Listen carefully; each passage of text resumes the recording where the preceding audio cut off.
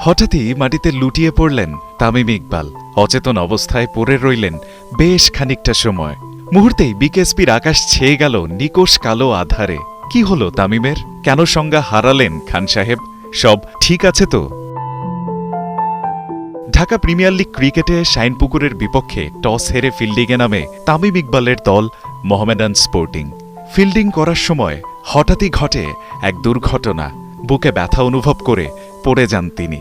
তামিমকে অচেতন অবস্থায় দেখে দুদলের ক্রিকেটার থেকে শুরু করে ম্যাচ অফিসিয়ালরা আবেগতাড়িত হয়ে পড়েন। কেউ কেউ কান্নায়ও ভেঙে পড়েন। কালক্ষেপণ না করে বিকেএসপির মাঠে আনা হয় হেলিকপ্টার। তবে সেই মুহূর্তে তামিমকে হেলিকপ্টারে করে ঢাকায় আনার মতো অবস্থা না থাকায় স্থানীয় কেপিজে স্পেশালাইজড হাসপাতালে নেওয়া হয়েছে বাংলাদেশ দলের সাবেক এই অধিনায়ককে।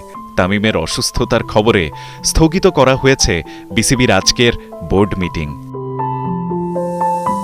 গেল বছর তামিম ইকবালের বড় ভাই নাফিস ইকবালও বাসায় থাকা অবস্থায় হঠাৎ হয়ে পড়েছিলেন অসুস্থ। প্রাথমিকভাবে মাইনর অ্যাটাক ধারণা করা হলেও পরে জানা যায় মস্তিষ্কের বিরল রোগে আক্রান্ত হয়েছেন নাফিস ইকবাল।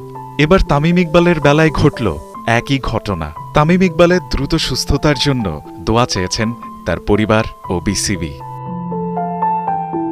রায়ান আহমেদ, ৭১।